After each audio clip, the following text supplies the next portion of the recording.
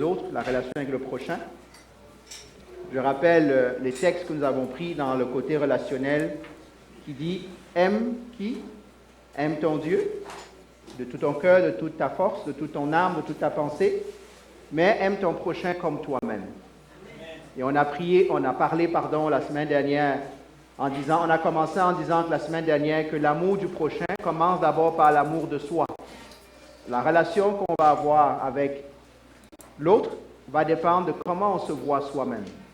Quelle est notre propre vie, à quoi nous ressemblons. Ce matin, on va prendre un autre texte pour parler de la relation avec le prochain. Je vous invite à prendre Romains chapitre 12, les versets 9 à 21. Dans Romains chapitre 12, certains d'entre vous, si ce n'est pas nous tous, ça ne devrait pas faire longtemps qu'on l'a lu dans notre plan de lecture. J'espère que vous en avez souligné bien des passages.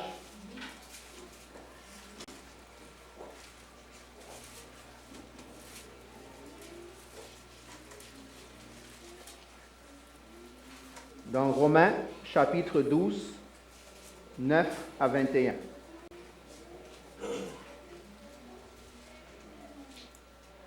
Je lirai d'une version 21. Que l'amour soit sans hypocrisie. Ayez le mal en horreur, attachez-vous au bien. Par l'amour fraternel, soyez pleins d'affection les uns pour les autres et rivalisez d'estime réciproque. Ayez du zèle et non de la paresse. Soyez fervents d'esprit et servez le Seigneur. Réjouissez-vous dans l'espérance et soyez patients dans la détresse. Persévérez dans la prière. Pourvoyez aux besoins des saints et exercez l'hospitalité avec empressement. Bénissez ceux qui vous persécutent. Bénissez et ne maudissez pas. Réjouissez-vous avec ceux qui se réjouissent. Pleurez avec ceux qui pleurent. Vivez en plein accord les uns avec les autres. N'aspirez pas à ce qui est élevé, mais laissez-vous attirer par ce qui est humble. Ne vous prenez pas pour des sages.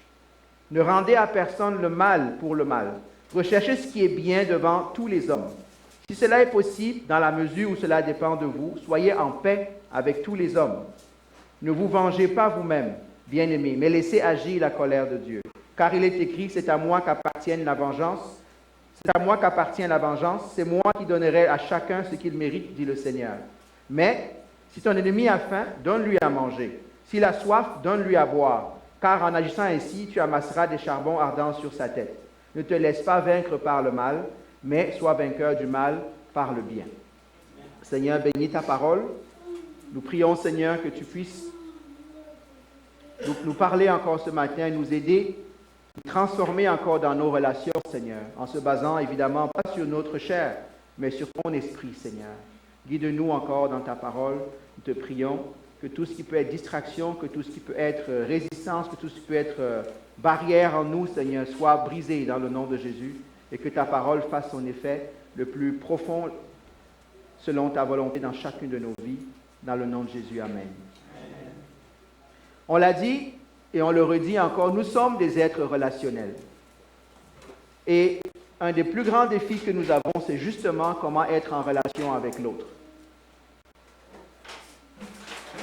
Je l'ai dit il y a quelques dimanches de cela, c'est drôle comment, ou c'est fou, pardon, plus que drôle, la quantité de passages dans les Écritures qui parlent spécifiquement de comment on est en relation les uns avec les autres, ou comment on doit l'être. On pourrait dire que la Bible parle, on l'a vu tantôt, dans le texte qu'on vient de lire, on parle de la relation avec des amis, avec des frères, avec des ennemis, avec ceux qui nous font du mal, ceux qui nous font du bien. La Bible ne laisse aucune pierre non tournée en ce qui a trait à ce qu'on peut avoir à vivre dans nos vies au quotidien. Si j'ai à classer les relations en deux, juste pour ma prédication ce matin, je dirais il y a deux types de personnes autour de moi ou autour de vous. Ceux qui croient en Dieu, en Christ, et ceux qui ne croient pas en Christ. Pourquoi je fais cette distinction-là? Ce n'est pas discriminatoire, c'est pour avoir une base relationnelle. Est-ce que vous me suivez? Parce que parler avec quelqu'un qui est en Christ, on est censé avoir les mêmes bases, le même enseignement, qui est biblique. Avec quelqu'un qui n'est pas en Christ, il y a des choses que je ne peux pas faire ou que je ne peux pas dire, ou il y a des choses qu'il me dira sur lesquelles on ne sera pas d'accord parce que c'est sa culture, c'est sa manière de voir le monde. Mais en Christ, nous sommes censés voir ensemble le monde de la même manière. Amen. La question qu'on peut se poser, c'est est-ce qu'il y a vraiment une différence, est-ce qu'il devrait y avoir une différence dans ma relation avec un non-croyant ou une relation, dans mon attitude envers les croyants? Est-ce qu'il y a des différences? Avant d'aller là, revenons un peu dans le texte qu'on a lu. Je sais que vous l'avez lu il y a quelques semaines, si vous êtes dans la lecture. Regardez tout ce que ça dit comme richesse. Ça parle d'une relation avec l'autre, le prochain, parce que le prochain dans la Bible n'est pas seulement mon frère en Christ. Le prochain, c'est le prochain. C'est la personne qui est à côté de moi dans le métro. C'est mon collègue au travail. C'est ma femme, c'est mon mari, c'est mes enfants. La relation avec l'autre est basée d'abord sur l'amour. L'amour de Dieu, l'amour parfait. Vous allez me dire, nous n'avons pas l'amour parfait, mais c'est sur ça qu'on travaille. C'est pour ça qu'on a besoin de l'aide de Dieu. Et il dit que cet amour soit sans hypocrisie. C'est quoi l'hypocrisie dans une relation? On fait semblant. On dit A quand on pense B. On fait C quand on voudrait faire Z. Est-ce qu'on est d'accord? On doit s'assurer que notre amour, nos relations soient franches. Nous, on pense que tout le monde doit être d'accord avec nous. Tout le monde ne peut pas être d'accord avec vous. C'est vrai? Parce qu'admettons que vous pensez que tout le monde doit être d'accord avec vous, bien, la personne qui est devant vous pense aussi que vous deviez être d'accord avec elle. Ça n'amène nulle part. Il faut être capable, malgré nos différences, d'exercer l'amour. La Bible le dit très clairement. L'amour ne s'exerce pas seulement envers ceux qui me font du bien. L'amour s'exerce, d'ailleurs, est encore meilleur quand il est exercé envers ceux qui me font du tort. Et nous sommes les premiers témoins de cela. La Bible dit que lorsque nous étions encore pécheurs, qu'est-ce qui s'est passé? Dieu est mort pour nous. Il dit, voilà comment l'amour s'exprime. Il ne s'exprime pas seulement selon ce que l'autre peut donner. Il dit, ayez le mal en horreur, attachez-vous au bien. On pourrait avoir tout un ensemble de définitions. Qu'est-ce que le mal, qu'est-ce que le bien? Qui est un enjeu de société de tous âges. Je suis sûr qu'on est, je ne sais pas combien on est dans la salle, mais techniquement, si vous êtes en Christ, la notion de mal et de bien devrait être claire, devrait être commune entre nous. Est-ce que vous me suivez? On devrait avoir, autant que possible, la même compréhension de qu'est-ce qui est mal et qu'est-ce qui est bien. À la base, pour faire une démonstration simple, tout ce qui est mal, c'est tout ce que Dieu dit qui est mal. Tout ce qui est bien, c'est ce que Dieu dit qui est bien. Ce n'est pas sujet à interprétation, ce n'est pas un enjeu culturel, ce n'est pas un enjeu géographique, ce n'est pas un enjeu linguistique. Donc, quel que soit l'endroit d'où vous venez, et c'est pour ça qu'avoir cette base commune nous permet à dire, voici ce qui est bien et voici ce qui n'est pas bien. Mais on ne peut pas négocier avec ces notions-là. Il continue, l'amour fraternel. Hier, à la pêche, c'est vraiment la communion fraternelle. Arriver, rire, être frustré ensemble à côté de la part qui n'amène rien, trouver des moyens de se distraire. C'est ça, la communion fraternelle. C'est aussi passer par les hauts et les bas de la vie. D'avoir autre chose à partager que juste Dieu m'a béni. C'est de savoir qu'on est ensemble. Il dit, dans l'amour fraternel, on doit être plein d'affection les uns pour les autres. La vie en communauté est une vie d'affection. Il y a au moins un qui dit Amen. Et je vous dis, c'est très difficile de vivre une vie d'affection quand personne ne se fréquente. Quand personne ne prend des nouvelles de l'autre, de la dire, hi, how are you? Comment ça va? Tu as bien chanté, tu as bien... C'est pas ça. Il faut aller un peu plus loin. La vie d'affection présuppose une relation, présuppose l'intérêt pour l'autre. Présuppose, on va le voir tout à l'heure, être hospitalier, ouvrir sa maison. Avant d'ouvrir sa maison, j'ai dit la dernière fois, on commence par ouvrir son cœur parce que la maison, ce n'est que l'intimité, c'est le cœur. On a besoin d'affection. Qui ici n'a pas besoin d'affection? Levez la main. Vous voulez que je parle dans une autre langue au cas où vous n'avez pas compris ma question? On a tous besoin d'affection. C'est pas vrai? Quel que soit l'âge, hein? Quel que soit l'âge. Peut-être que la vie nous a endurcis. Peut-être la vie a fait que les blessures qu'on a eues, on ne veut avoir personne autour de nous. On veut montrer au monde qu'on est capable de s'en sortir tout seul. Mais on sait au fond de nous que c'est un mensonge. On a besoin les uns des autres. On a besoin de relations affectueuses autour de nous. Mais si tu veux recevoir l'affection, des fois, il faut commencer à en donner toi-même. On récolte ce qu'on sème. On récolte ce qu'on sème. Il dit donc, soyez pleins d'affection les uns pour... Je fais juste commenter le texte. Et rivaliser. Il dit, regardez le mot que Paul emploie. Il dit, la rivalité, est-ce que c'est un bon mot? C'est négatif quand il y a une rivalité entre deux personnes. Mais regardez comment il tourne ce mot de manière positive. Il dit, rivaliser d'estime réciproque. Si jamais vous devez être rivalisé avec quelqu'un, rivalisez dans les bonnes choses. Rivalisez, faites une compétition dans les bonnes choses. Amen. Amen. Faisons pas compétition dans les mauvaises choses. Rivalisons de bonnes choses. Avoir du zèle et non de la paresse, on pourrait en parler longtemps. On reviendra sur le troisième axe de transformation qui est la vie de service.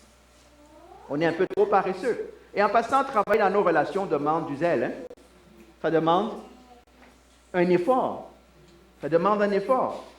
Surtout que nous vivons dans une ère qui est de plus en plus individualiste. Nous vivons dans une ère qui encourage beaucoup plus chacun chez soi. Chacun reste dans son coin. On vit tous à des dizaines de kilomètres les uns des autres, sur des horaires qui sont complètement différents. On a besoin de tout ça. Mais on a besoin de ce zèle de transformation. On a besoin de ce zèle de transformation. Pourvoyer aux besoins des saints. Ça veut dire quoi? C'est qui les saints? C'est la personne qui est assise à côté de toi. Enfant de Dieu. Pourvoyer aux besoins. Il y a différents besoins que la personne à côté de vous va avoir. Mais, si vous ne lui parlez pas, vous ne saurez jamais. Il y en a parmi nous qui disent, ah, ça c'est le rôle du pasteur. C'est pas vrai, c'est que le rôle du pasteur. Caïn a demandé à Dieu, est-ce que je suis le gardien de mon frère? Non. Il pose la mauvaise question. Tu es le gardien de ton frère et de ta sœur. On est ensemble. Amen. Pourvoyer aux besoins des saints. Exercer l'hospitalité avec empressement dans ma traduction. Pas avec réticence. Il y en a qui, si pour t'ouvrir la porte, c'est toute une semaine de calcul et de négociation. Qu'est-ce que je vais donner? Qu'est-ce que j'ai? Qu'est-ce qu'il va dire? Ah, il est habitué à voir tel type de choses. Là, chez moi, il va voir juste ça. Mais il va voir qui tu es. Tout simplement. Tout simplement. Quand on ouvre sa vie, quand on ouvre sa maison, ce n'est pas pour faire du show-off. Parce qu'il y en a qui pensent comme ça. C'est une pensée qui est très mondaine. Je vais juste montrer ce qui est beau, ce que j'ai de plus que les autres. Moi, je viens chez toi, ça ne m'intéresse pas. D'ailleurs, juste pour vous dire, dans mon éducation à moi, quand je viens chez quelqu'un, je ne visite pas la maison. Je ne demande pas à visiter la maison. Si tu veux, et tu me dis, viens, je vais te montrer la maison, je ne vais pas te dire non. Mais je ne rentrerai pas chez toi en disant, ok, je veux voir ta maison. Parce que c'est ton privilège et c'est ta vie privée. Est-ce qu'on est d'accord? Mais il y en a qui arrivent chez toi, qui commencent à ouvrir tous les placards. Ah, c'est beau. Ah, c'est moins beau. Qui t'a invité là-bas? On ne va plus t'inviter. Non, mais pourquoi vous riez? C'est vrai. On ne va plus t'inviter. Mais il y a d'autres, avant même que tu aies arrêté la voiture, les gens en train de te montrer tous les gros travaux, comment c'est beau. Ah, il n'est pas venu pour ça. Il n'est pas venu faire une inspection de ta maison. Il est venu te voir. Je comprends, c'est peut-être important pour toi, mais fais-le avec humilité. Montre, ok. Mais il dit, on doit apprendre à exercer l'hospitalité. Et c'est surprenant que j'ai à dire ça à des Africains, pour la plupart. S'il y a une chose qu'on nous a dit que l'Africain savait faire, c'était quoi? Être hospitalier. Mais finalement, on se rend compte que non. Parce que quand on arrive ailleurs, on n'est plus capable d'être hospitalier. Ça veut dire qu'il y a un problème quelque part. Je comprends que la vie est dure, hein? Je comprends ça, c'est dur pour tout le monde. Mais un verre d'eau que tu donnes à quelqu'un, la Bible dit que c'est tout aussi important qu'autre chose. C'est vrai? Exercer l'hospitalité. Il ne parle pas que de frères et sœurs, hein? Il parle aussi de païens. Il parle de personnes à ouvrir, parler, à t'intéresser à ton collègue au travail qui ne croit pas en Dieu. Ne va pas seulement comme une mission d'évangélisation. Intéresse-toi à lui, à elle, à cette personne-là. Elle a aussi des batailles. Peut-être que tu auras d'autres solutions à lui proposer. Mais avant d'arriver et de proposer des solutions, pour ne pas ressembler à un vendeur de balayeuses ou un vendeur de « tu vends Jésus-Christ » comme on vendrait une assurance vie. Non, ce n'est pas ça. S'intéresser à l'autre. Amen. Il dit « bénissez ceux qui vous persécutent ». Est-ce que ça dit ça dans votre traduction ou c'est juste la mienne? Parce que ça fait partie des textes bibliques qu'on ne veut pas lire. Qu'on dit « Seigneur, tu ne comprends pas. Tu ne réalises pas ce que cette personne m'a fait. Toi-même, tu dis qu'il me persécute. Bénissez ceux et ne maudissez pas. » Pourtant, j'ai des gens dans la maison de Dieu qui maudissent encore les autres. Il n'y a pas beaucoup d'amen. Qu'est-ce qui sort de notre bouche? Comment on traite celui qui nous traite mal? Est-ce qu'on est comme Jean et Jacques, les fils du tonnerre? Seigneur, envoie la foudre. Hein? Moi, j'ai entendu des prières quand j'étais jeune chrétien. Waouh! On appelait ça le combat spirituel. On était en train de passer le temps à maudire les gens en priant. Envoie le feu, détruis-le, Et puis il te dit, la parole dit, Seigneur, détruis mes ennemis. Non, la Bible dit, aime ton ennemi. Ça, c'est l'Ancien Testament. Ça vous arrange, ça nous arrange. Il y en a qui ne connaissent pas l'Ancien Testament, sauf quand c'est les choses de feu et de guerre. Œil pour œil, dent pour dent. Là, on est capable de citer l'Ancien Testament. Mais on oublie que Jésus a dit, il vous avait été dit que. Maintenant quoi? Moi, je vous dis ceci. Et il le démontre. Il le démontre comment? Nous étions ennemis de Dieu. Et malgré cela, il a tendu la main vers nous. Combien de personnes nous ont fait du tort? Combien parmi nous ont encore le cœur gros contre des personnes dans leur vie, dans leur entourage? Ne répondez pas vite, hein? Parce que si vous êtes dans cette situation-là, ce n'est pas l'Esprit de Dieu qui vous anime. OK? J'entends le projecteur, j'entends pas les personnes, c'est pas grave. Je vous dis que si nous sommes en Christ, si vous êtes en Christ, et que vous avez encore des choses, des rancunes contre des personnes, ce n'est pas l'Esprit de Dieu qui vous anime. Quel que soit ce que cette personne a fait. Vous savez, pardonner ne veut pas dire que la personne avait raison. Ça ne veut pas dire que ça veut dire qu'il faut pardonner. C'est vous qui avez le cœur qui est serré comme un caillou qui devient dur. C'est vous qui souffrez en plus de ce que cette personne vous a infligé. Vous souffrez encore plus à l'intérieur de vous-même. Mais la Bible dit, bénissez, ne maudissez pas. Bénissez ceux qui vous persécutent. Il continue, réjouissez-vous avec ceux qui se réjouissent. Il y en a qui ne savent pas se réjouir pour la bénédiction du frère ou de la sœur. Quand Dieu bénit un frère ou une sœur, ça commence les lamentations. Pourquoi lui? Moi, ça fait longtemps, j'attends. Seigneur, lui, il vient d'arriver dans la foi. Moi, ça fait 15 ans. Je prie pour tel sujet, mais lui, il arrive, il n'a même pas fini de prier que c'est déjà exaucé. Et on ne sait pas, des fois, on aime se plaindre avec les autres. Mais on n'aime pas, c'est difficile de se réjouir avec quelqu'un d'autre quand nous-mêmes, on est dans un besoin. Pas toujours amen, c'est pas grave. On ne se réjouit pas avec l'autre seulement quand ça va bien chez nous. On se réjouit avec l'autre parce que l'autre est dans la joie.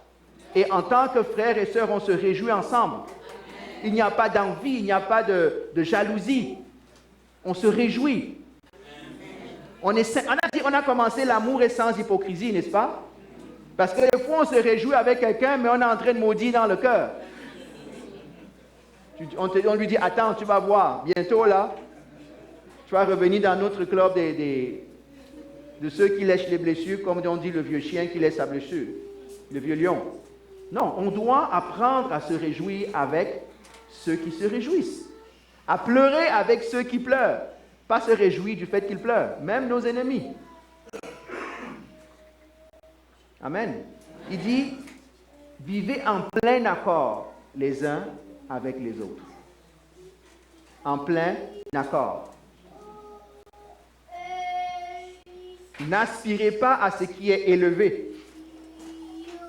Ça veut dire quoi? Est-ce que ça veut dire ne pas avoir de rêves, de choses de grandeur? Non. Ça dit comment tu aspires à des choses élevées, il faut que ce ne soit pas bâti sur l'orgueil, sur le fait d'être au-dessus des autres. Oui, je veux aspirer à être tous. Moi, j'aime le slogan de l'armée à un moment donné aux États-Unis, c'est dit Be all you can be. Ben, moi, je veux être be all I can be in Christ. Moi, je veux juste être ce que Dieu a prévu que je sois. Je ne veux pas plus, je ne veux pas moins. Je ne sais pas pour vous, mais moi, c'est comme ça. Que l'Église soit de 15, de 40, de 2000, X, Y, Z, je veux être le meilleur que je puisse être en Christ. Pas pour être meilleur que l'autre. Je ne veux pas me comparer à l'autre. L'autre a un autre appel, l'autre a un autre enjeu, l'autre a d'autres défis. Donc, quand on dit n'aspirez pas à être élevé, à ce qui est élevé, ça part de l'attitude du cœur par rapport aux autres. Moi, je veux juste être chef. Parce que comme ça, je vais donner les ordres, les autres vont faire. Il y en a qui pensent comme ça dans l'Église. Quand ils sont sous-chefs, ils se plaignent de comment le chef dirige. C'est vrai? Ils sont tout le temps en train de faire le rapport négatif. J'en ai connu quelques-uns comme ça. Toutes les semaines, ah, pasteur, tu sais, voilà ce qui se passe. Je dis, non, je ne veux pas savoir. Va dans ton équipe là-bas et soumets tes idées. Mais pasteur, tu as dit ça, lui, il est venu, il a dit ça. OK. Le prix, c'est que quand ces personnes-là deviennent chefs, ça devient de vrais dictateurs. Hein? De vrais dictateurs. Laissez-vous attirer par ce qui est humble. L'attitude du cœur encore. Ne vous prenez pas pour des sages.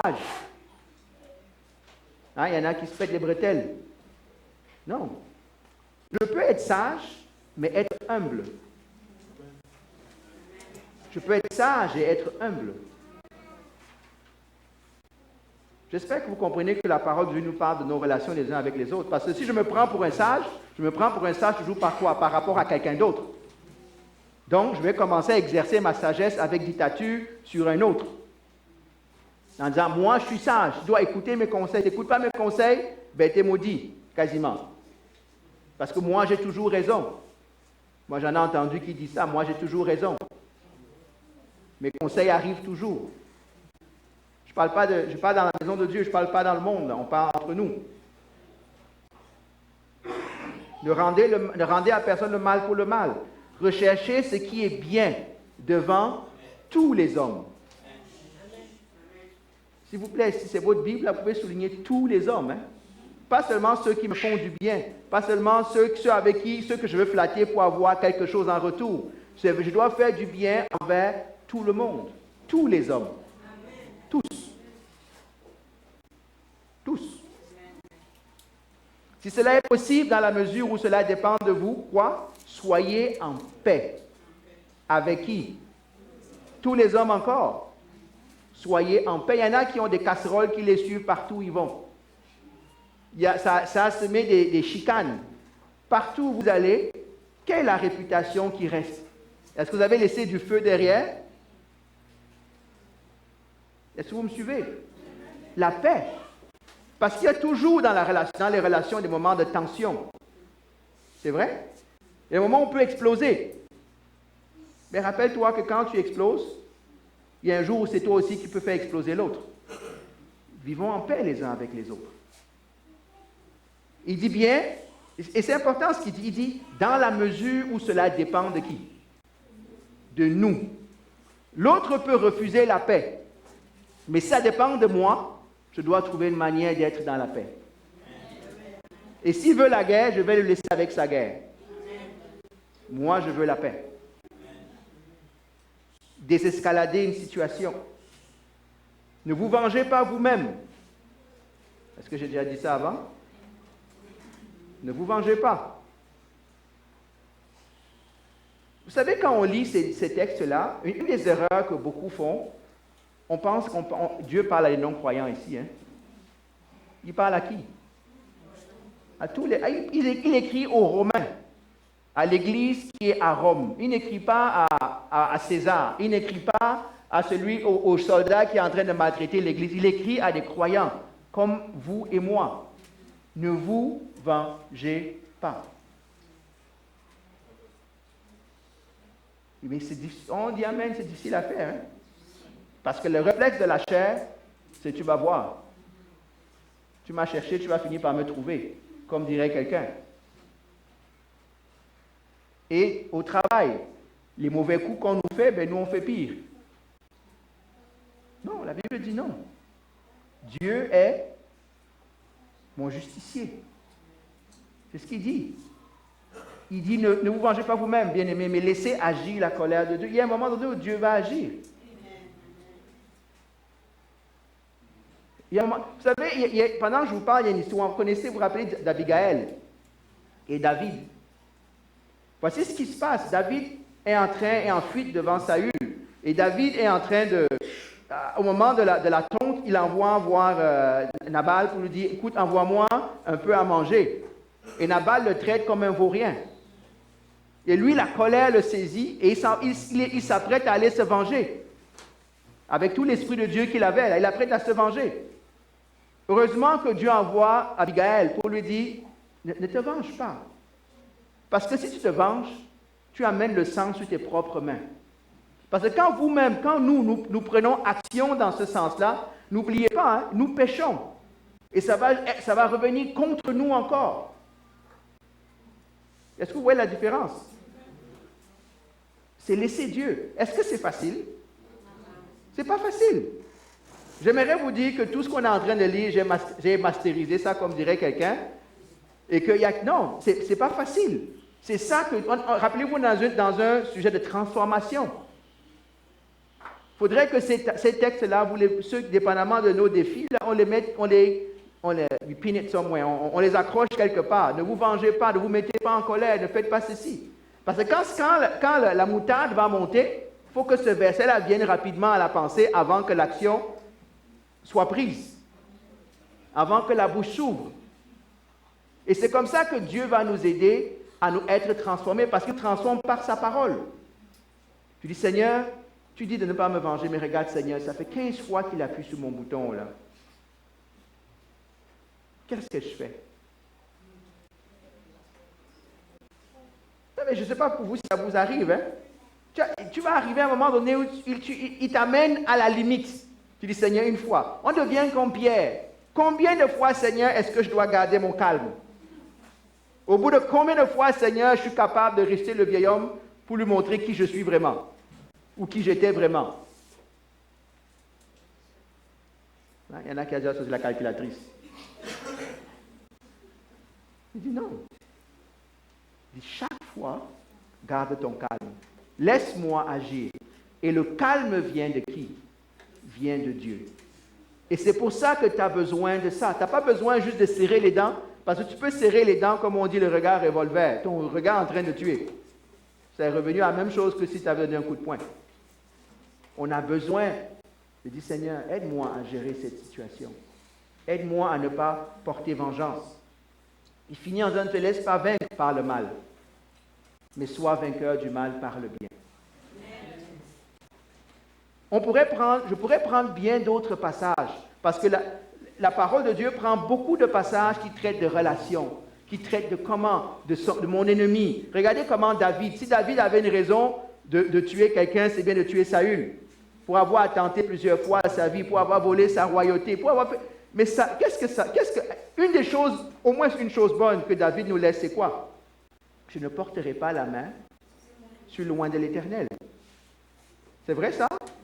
Est-ce que vous êtes d'accord avec ce verset-là? Alors pourquoi on passe le temps à poster sur des blogs tout que les pasteurs sont méchants et sont mauvais? Ce ne sont pas les loin de l'Éternel? Ah, je vous ai eu, hein?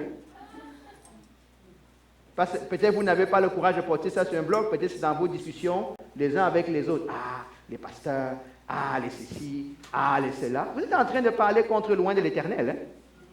Vous me dites, oui, mais est-ce qu'il est vraiment pasteur? Ce n'est pas ton problème. Ce n'est pas ton problème.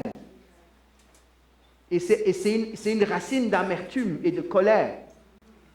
Il y a des églises qui détestent les pasteurs, il y a des églises de non-pratiquants qui détestent. Vous allez sur certains sites internet, là, sur certains blogs, là, vous en avez déjà vu quelques-uns comme ça? Vous faisiez quoi là-bas?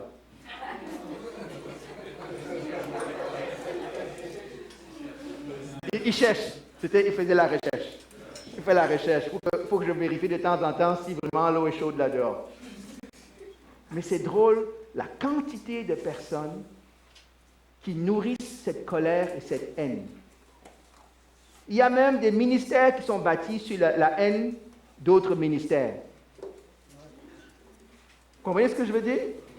Il y en a qui existent juste pour prêcher contre certains pasteurs.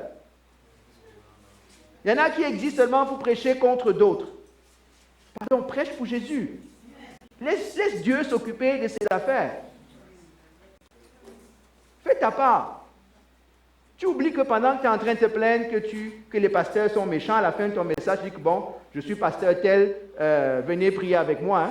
Tu viens de dire que les pasteurs sont mauvais, sont des fourbes, sont des escrocs, sont des X, Y, Z. Et tu finis toi-même ton message en disant que tu es pasteur.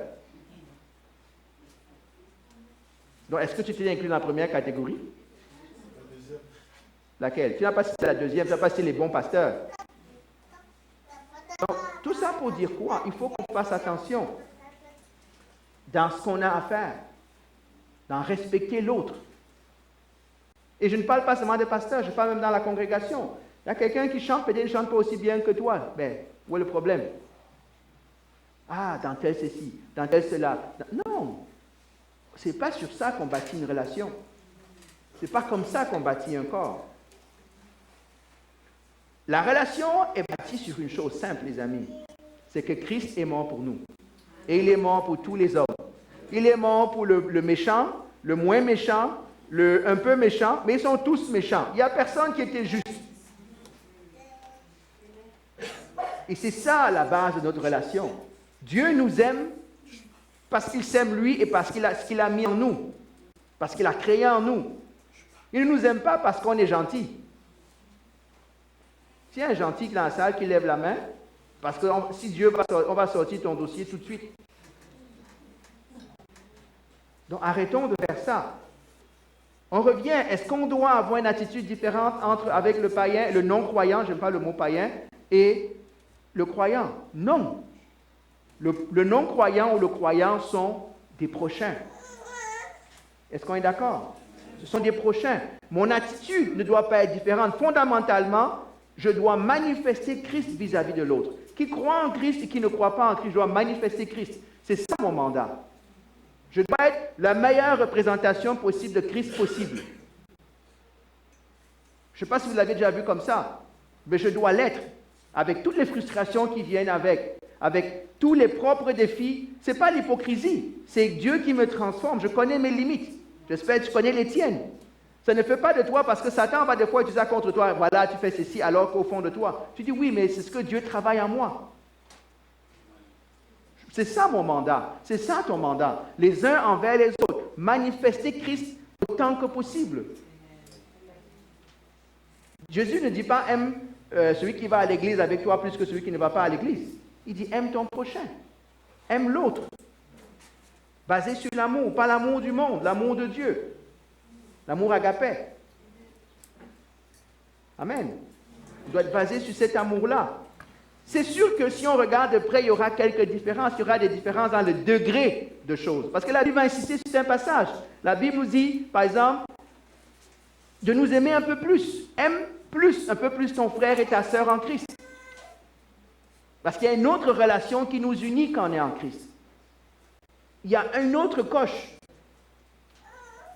Moi, je crois que, supposons qu'on soit frères, dans la même père, même mère, comme on dit, on a un type de relation, n'est-ce pas? Mais si tous les deux, on devient chrétien, on a encore un autre type de relation qui va au-delà du lien sanguin. Vous êtes d'accord avec ça? C'est un privilège que d'avoir un frère, une sœur, des parents en Christ, parce que ça vient changer encore la dynamique, ça devrait changer encore la dynamique de notre relation, toujours basée sur l'amour. Mais on va un peu plus loin encore. Il y a d'autres profondeurs de relations qu'on peut atteindre parce qu'on a le même esprit de Dieu en nous. Donc on ne peut pas juste vivre même entre chrétiens comme si on n'était pas chrétien. Il faut qu'il y ait autre chose. C'est drôle comment des fois on vit avec, on partage avec d'autres chrétiens, mais tu te poses la question, où est la partie chrétienne de notre relation. Est-ce que vous me suivez? Je dois aller un peu plus loin. Je dois aller un peu plus loin.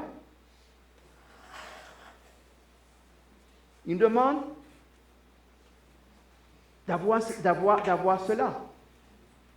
Comment est ta relation avec le non-croyant? Comment est ta relation avec le croyant? Ou on va juste à l'église? On pourrait même encore reprendre ça de manière plus granulaire. La relation avec le croyant de manière générale. Mais le croyant qui va dans la même assemblée que moi, quelle est la relation que j'ai? Est-ce que c'est différent ou pas différent? Ça devrait l'être, dans la profondeur, dans la tension qu'on a. Aimer mon prochain, c'est un concept qui est vague. C'est vrai? Mais aimer Déby, là, elle est en chair et en os. Je suis capable de voir, je suis capable de toucher, je suis capable de mettre ça en pratique. On a prié pour une famille qu'on ne connaît pas. C'est vrai? J'espère que vous avez prié de tout votre cœur. Mais on a plein de familles autour de vous que nous connaissons. Pourquoi on ne prie pas avec le même intérêt? Pourquoi on ne s'intéresse pas à l'autre qu'on voit? Hein, la Bible dit, comment peux-tu aimer ton frère que tu vois, mais comment peux-tu aimer Dieu que tu ne vois pas, et dit que tu aimes ton frère, que tu n'aimes pas ton frère que tu vois. Comment allons-nous manifester cet amour-là quand entre nous, que nous voyons, que nous touchons, qu'on se voit, bon gré, mal gré, tous les dimanches, certains le mercredi en plus, d'autres le vendredi, d'autres le samedi, d'autres le mardi. On a le temps de se frotter les uns aux autres, mais on n'arrive pas à faire quoi? Être en relation les uns avec les autres. Pour moi, ici, l'Église, moi je vous dis, moi j'ai une vision peut-être différente. L'Église, c'est un grand laboratoire. Vous savez, c'est quoi un laboratoire? On expérimente. À l'Église, il y a des gens qui sont moins aimables que d'autres. Ne dites pas Amen, c'est vrai. Yeah. It's not because I come in Christ that I'm becoming more likable. Je peux avoir un caractère de cochon et être chrétien. Je suis désolé de le dire sur le pupitre. Mais je dois aussi être en relation avec lui. Donc, pour moi, c'est la meilleure manière de commencer à m'exercer, à comment dealer avec quelqu'un qui a un caractère de Je vais en croiser d'autres là-dehors. Celui qui a le caractère de cochon, j'espère que lui aussi se rend compte qu'il doit changer. Parce qu'on est dans le laboratoire, on est dans un incubateur fermé. On est capable de se frotter et d'apprendre et de grandir. Mais ici à l'église, à l'église, je veux dire de manière générale, on commence à fuir certaines personnes. Ah, lui, je ne l'aime pas le fréquenter, il est comme ça. Non. Je vous dis, ne riez pas. Ne riez pas. Je suis sérieux. Parce qu'on a tout un ensemble de réflexes charnels dans nos vies qui font qu'on commence à juger les autres, qui font que ce qu'on est en train de dire, on n'arrive pas à l'appliquer parce qu'on ne pense pas comme Dieu pense. Ah, lui, quand il parle mal. Lui, il ne met pas toujours la bonne eau de Cologne. Lui, il parle comme ça, il a tous les... Non, il y a une variété dans un corps pour stimuler tout ce genre de relations-là. En passant, il ne faut pas confondre ça avec être ami avec tout le monde. On ne va pas être ami avec tout le monde. Est-ce qu'on est d'accord? L'amitié, c'est autre chose. N'importe comment, on va lui dire en relation que les amis, là, tu n'en as pas 42. Hein? Tu en as 3, 4, 5. Le reste, là, il y a des degrés différents. C'est des camarades, c'est des relations. C'est pas ça.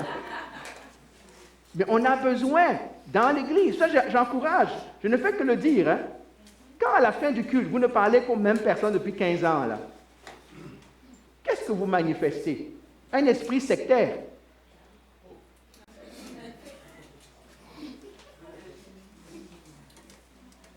Je peux employer un mot fort, hein? C'est un esprit sectaire. C'est la division. Ah, je ne sais pas comment vous voulez que je dise ça. Je ne veux pas... I'm not going to sugarcoat it. Vous restez toujours dans les mêmes cercles, dans les mêmes milieux. Ça déplace en bande. Quand tu vois un, tu vois tout le reste qui suit.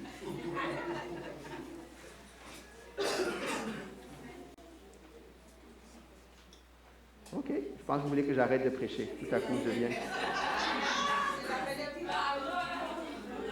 Anna, de ce que tu dis. OK, c'est OK. Anna dit de continuer 2 minutes. On a besoin de ça. On a besoin d'aller vers l'autre. Moi, je vous dis, il y a tellement de choses que vous ne voyez pas parce qu'on regarde avec l'œil, les yeux naturels. Si vous regardez spirituellement, ce n'est pas comme ça qu'on vit en Christ. Il y en a qui peuvent arriver assis à côté de toi en train de pleurer, mais comme tu es dans ton groupe en train de te réjouir, tu n'es pas capable de te lamenter avec l'autre. Amen. Il y en a qui ont besoin, il y en a qui sont peut-être plus timides, il y en a qui sont moins timides. C'est pour compenser, pour qu'on aille les uns vers les autres. Quelle que soit la couleur de la peau, quelle que soit l'origine, qu'ils viennent d'Abidjan ou qu'ils viennent de Yamoussoukro, quel que soit l'endroit où ils viennent, on a besoin d'être ensemble. Il n'y a pas de nation, il n'y a pas de couleur en Christ. Je vous dis que l'Église, ça c'est, je vais faire de ma vision d'Église. C'est comme ça que je comprends l'Église. L'Église, c'est cet incubateur-là où on se retrouve et toutes ces petites barrières, toutes ces petites choses qui nous pourrissent la vie finissent par tomber par la grâce de Dieu. Parce qu'on est au moins dans un climat de confiance. On dit tous qu'on est de la CCEM ou qu'on est de la même... On commence tranquillement à bâtir des ponts avec les autres. Parce que vous ne pouvez pas bâtir des ponts. Ici, vous bâtirez les ponts où et sur quelle base? Ce qui doit nous caractériser, je vais finir, c'est l'unité. Être un. Jésus a prié en disant « Père, qu'il soit un comme nous sommes un ». Je lisais un livre de Chuck Swindoll hier qui disait que l'unité, ce n'est pas l'uniformité. L'unité, ce n'est pas l'unanimité. Il y a des différences. Nous, on veut que tout le monde pense comme nous. Non, nous, on doit tous penser comme nous. On peut être un dans la diversité d'opinions, dans la diversité de plein de choses. Philippe Mélenchon disait, qui était l'assistant de comment il s'appelle, Martin Luther, qui disait que dans les choses essentielles, on a besoin d'unité. Dans les choses non essentielles, il y a la liberté. Tu étais capable de dire que dans ce qui est essentiel dans la foi, on doit être un. Après, savoir est-ce qu'on doit taper la batterie électrique ou pas électrique, est-ce qu'on doit jouer la guitare ou pas, ça c'est des choses non essentielles. Il y a des styles, il y a des goûts différents. Ça ne change pas l'esprit d'unité. On l'a vu tout à l'heure. Le service doit être mutuel et non pas dominer les uns sur les autres. On a parlé de paix. On est là pour croître ensemble. La relation chrétienne entre chrétiens et chrétiens, c'est une relation qui doit favoriser la croissance, qui doit favoriser la restauration, qui doit favoriser vers le but commun, qui est le salut éternel, qui est la marche, qui est de manifester Christ davantage chaque jour. C'est pour ça qu'on se réunit. C'est pour ça qu'on vient chanter, c'est pour ça qu'on vient se réjouir ensemble. Afin que cette vie-là dégage de nous et qu'on soit capable d'être les uns avec les autres. José, tu peux venir. En conclusion, on finit la partie relationnelle. La relation que nous avons avec l'autre est un reflet de deux choses, on a vu. De notre relation avec Dieu et de notre relation avec nous-mêmes. Ça paraît drôle de dire qu'on a une relation avec nous-mêmes. Mais quelle est mon estime de moi? Ça est important. Dieu nous a créés relationnels. Il veut une relation entre toi et lui. Il veut une relation entre toi et ceux qui sont autour de toi. Entre moi et lui, entre moi et ceux qui... Avec tous les cercles qu'on peut avoir des relations autour, on doit en avoir. Il y en a qui sont des singletons. Vous savez c'est quoi un singleton? Hein? C'est un ensemble de un. Il est seul. D'ailleurs, je pense que c'est qui? C'est Chinua Achebe ou bien c'est Aimé Césaire qui disait, non, je pense que c'est Chinua Achebe dans Le Monde s'effondre, qui disait cette foule qui ne sait pas faire foule. C'est Aimé Césaire. Chinua Achebe l'a dit aussi, mais avec d'autres termes. Il dit, nous sommes comme une foule, mais on est juste une foule d'individus. Ça, c'est le monde moderne. On est devenu des foules d'individus. On est une foule parce qu'il y a un nombre, mais dans la réalité, on est seul. Chacun vit pour lui. Donc, on a besoin de grandir dans notre relation avec Dieu, dans notre estime de soi, dans nos relations avec les autres. Dans tous ces cas, on a tous besoin du Saint-Esprit. Est-ce que tu peux dire à la personne à côté de toi, pas celle avec qui tu es venu, ça vous allez vous dire à la maison, j'ai besoin de toi pour grandir.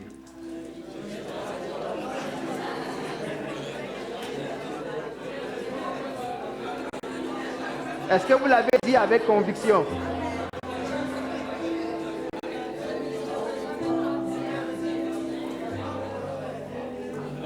Donc quand je viendrai te voir, ne me tourne plus le dos.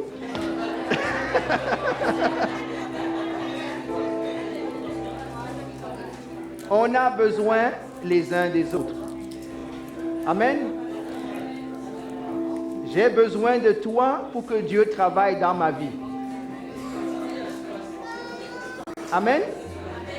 J'ai besoin de toi pour que Dieu travaille dans ma vie. Tu n'as pas besoin de moi pour que Dieu travaille dans ta vie. Je ne suis pas là pour que Dieu travaille dans ta vie. Mais j'ai besoin que Dieu travaille dans ma vie et pour ça, j'ai besoin de vous. Amen. On va prier. Seigneur, nous voulons te bénir et nous voulons te rendre grâce. Seigneur, nous remettons encore ce sujet entre tes mains, des relations les uns avec les autres. Nous aimerions te dire que nous sommes parfaits, Seigneur, mais tu sais que nous ne le sommes pas, Seigneur.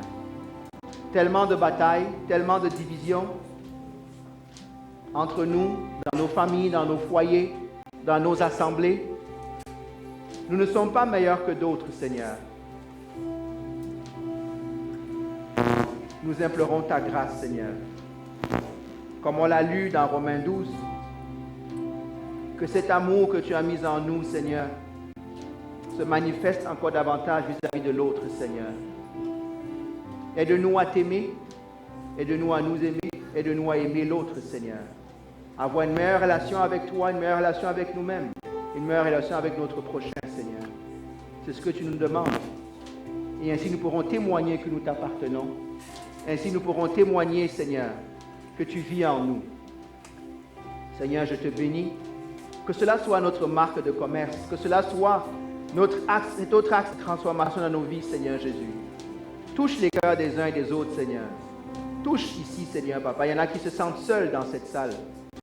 Il y en a qui se sentent seuls, des couples qui se sentent seuls, des personnes, Père éternel, déracinés qui ne savent pas où aller, Seigneur. Je prie que tu touches encore les cœurs, afin qu'on puisse se tendre les mains les uns aux autres, Seigneur. Afin, Seigneur, que nous puissions encore grandir ensemble, Seigneur, être transformés. Seigneur, je te bénis et je te rends grâce.